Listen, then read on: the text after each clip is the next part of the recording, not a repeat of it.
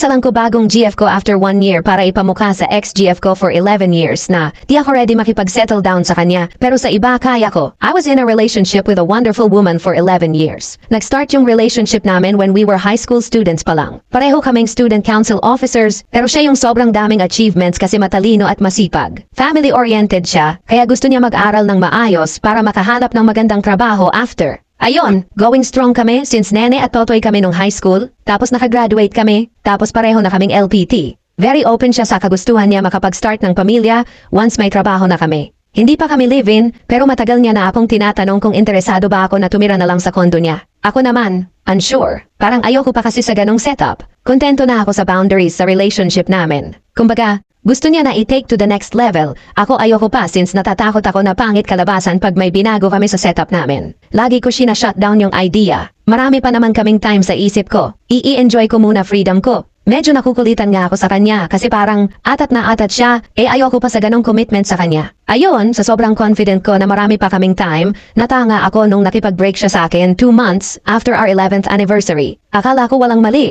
akala ko okay lang sa kanya. Kaso hindi niya na pala kaya magstay sa taong hindi sure kung gusto mag-settle down kasama siya. Sabihan ko lang daw siya kung magbago isip ko. Or kung gusto ko siya kausapin kung ano ba talaga gusto ko. Kasi nga magkaiba kami ng gustong takbo ng buhay at sobrang magkaiba kami ng pananaw. Imbes na habulin siya or magmukmok, nagalit ako. Sabi ko sa sarili ko, sa hindi pa nga ako ready bakit niya ba ako minamadali? Kung ayaw niya, di wag niya. Basta ako, mas malaya na ako ngayon. Wala pang 1 linggo ng breakup namin, nag-bar hopping na ako. Nakipag-hook up sa kung sino-sino. Sinisiguro ko makikita niya sa social media ko na mas masaya ako than ever. Para mapamukha ko sa kanya na okay lang ako kahit wala siya. Kaso after many months, walang ni isang kumusta akong narinig sa kanya. Kita ko sa social media niya, masaya siya sa career niya. Nagiba na pala siya ng workplace. Dati kasi magkalapit lang kung saan kami nagtatrabaho. May mga bago siyang kaibigan na hindi ko nakilala. Si mama niya umuwi na pala galing ibang bansa pero ako 3 weeks na nakalipas bago ko pa nalaman. Naiinis ako sa feeling na hindi ko na siya kilala, wala na akong alam about sa kanya. Nakikita ko kung saan-saan sila nagbakasyon ng pamilya niya,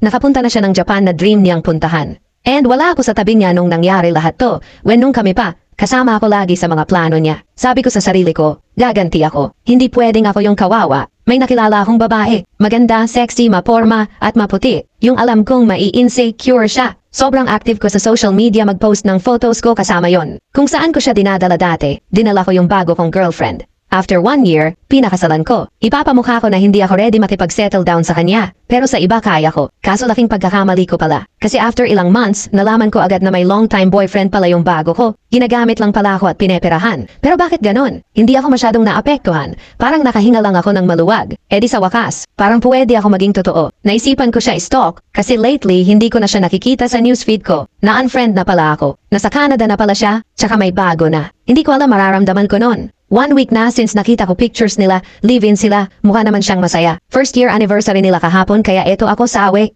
Parang tanga lang. From Sender, Kaloy. Follow us for more exclusive stories.